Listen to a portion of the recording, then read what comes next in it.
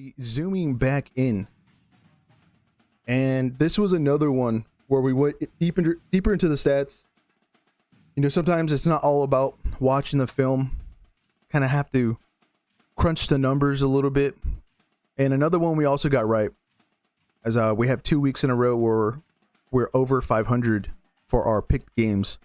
Was number 13 Miami here at Your Sports Outpost. I think they're like top 5 in the AP poll. The ACC is just not good, to be quite honest with you. Regardless, they beat Florida State 28-22. Our prediction was a 5-point difference. It could have been a hell of a lot more, but Mario Cristobal doing Mario Cristobal things and not putting Florida State away properly was a little concerning there at the end. It was like, there's no way this is going to happen. I know we're in Tallahassee. The home crowd's behind the Seminoles. Tommy Castellanos caught fire there. There was a crazy drive, I think, for that final touchdown, where Castellanos on like a couple of third downs and fourth downs was just executing through the air. But unfortunately, it wasn't good enough. Florida State falls to 3-2 after this one. And one question we asked going into this game: is Carson Beck going to slice and dice the Seminoles secondary? And I think he did somewhat that. He went 20 for 27. That's pretty efficient. 241 yards.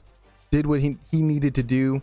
Had 4 touchdown passes. That's another big thing you got to mention. But there were some massive plays that were going off for Malachi Toney, who is probably the player of the game, the true freshman wide receiver there for the Hurricanes. CJ Daniels had also 2 touchdown pass receptions from Beck, and he's been just lights out so far here in 2025, and obviously had that amazing catch that we saw in the beginning of the stream and how we opened up the show. But yeah, I would say he sliced and diced that defense. Florida State was averaging or giving up an average of 215.3 yards through the air. And yeah, Carson Beck exceeded that with 241. So, you know, doing a pretty decent job there, I would say. And Florida State has played some decent teams, depending on your opinion on that. But the running game was kind of surprising to also see, because Miami has like a weird kind of ratio that they kind of need to win games. They don't need to run the ball too effectively. They just need to do it in the right moments. And once they made that change from Jordan Lyle, who's just coming back from an injury, to Tramar Brown, who's more of a downhill guy, very hard to take down, very much also wins every single yard. As he was bouncing off of tacklers, he only had 8 carries for 19 yards. That might not be a lot, but just look in that Notre Dame game where he came in for Lyle when he went down, he was just moving the ball well. And again, you got to have running backs in a throwing system that's going to keep defenses honest. And if you have that in combination with a great quarterback like Carson Beck, you're going to have a good time. But you guys, we talked about it. We talked about Florida State's run offense being number 1 in the country going into this game, 328.7 yards per game. But when we actually crunched the numbers, when Florida State played some decent opponents in Alabama and Virginia, they were only averaging 220.5 yards per game.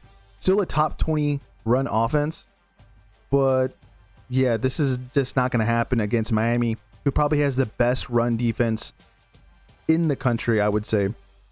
They were number 5 going into this, averaging 71 yards on the ground per game, and that's against Notre Dame, USF, and Florida. So when you're playing some just great +1, -1 defense, you're just going to be setting up your offense with great field position. Maybe you're causing some turnovers, or on top of that, you end drives on downs, which I think there was 1 or 2 of them, if I'm not mistaken here. Regardless, that was just big in this game and what we were looking at from those numbers, and kind of was going to be a factor in this because Florida State only had 132 yards rushing. They were definitely not on track at halftime. I think it was around like the 80, 83, maybe 89 yards rushing. So they were definitely not going to get anywhere close to 228. And then on top of that, they didn't even finish near their true average of 220.5. So again, great run defense from Miami, winning in the trenches where it matters the most. And that's why they truly came out on top, not allowing Florida State to do what they like. Even though, again, Tommy Castellanos had 272 yards passing. Unfortunately, had the 2 interceptions. There was one drive where he didn't necessarily need to throw a ball deep into the end zone, into double coverage. Probably could have got some points out of that, but it probably still wouldn't have been good enough to come out on top of Miami. And which was kind of weird because this game, if I'm not mistaken, it felt like it was going to be a blowout, especially coming out of halftime because Miami scored with getting the ball back to open up the second half, made it 21-3. And again, that interception that I mentioned happened. And then there was another touchdown. So it was back-to-back touchdowns. Miami just made the better adjustments in the locker room that are at halftime. 28-3. It seemed like it was just a gone game, but Florida State kept on fighting. And unfortunately, that was kind of the fourth quarters that we've seen Mario Cristobal manage. Not too good. I think when Miami, probably in the playoffs, plays a serious team, this is where they're going to be truly falling apart, unfortunately. And then another thing to mention that we talked about was the turnover margin. There was, again, a few turnovers for Florida State. They had a fumble loss and then 2 interceptions thrown. I think off of one of those interceptions, it was like a 1-play touchdown for 44 yards. Carson Beck connecting to Malachi Toney, again, that true freshman. Just some nasty stuff. The turnover margins, that was kind of, again, a big thing that we saw. And then later on in that second half, with that other interception deep into the end zone, 8-play drive for the Miami Hurricanes after that to make it 28-3. So turnover margins is another thing we mentioned. So that was kind of a factor. And then this game coming down to third down scenarios. Well, maybe that one was a little off, especially towards the end of the game.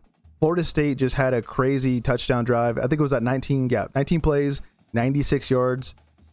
There was like, what, one? I'm counting it right now. 2, 3, 4 plays there on 3rd and 4th down where Florida State converted.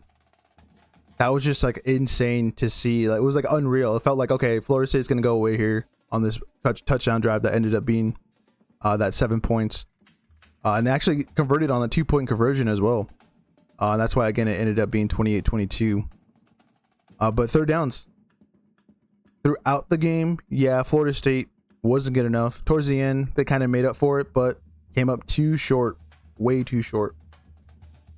And again, Miami, with their passing game, had a little bit of trickery in there as well. There was a flea flicker touchdown, if I'm not mistaken. It might have been to Daniels.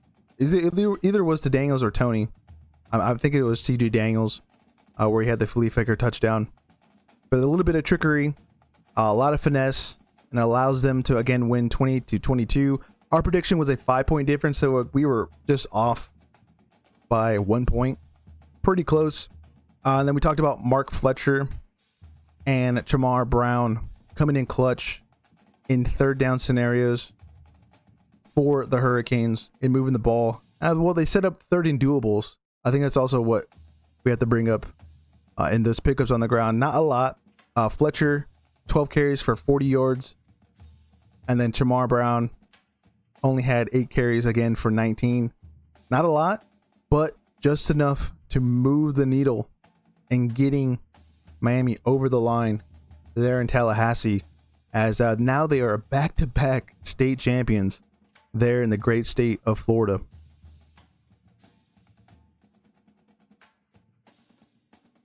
As we zoom out and get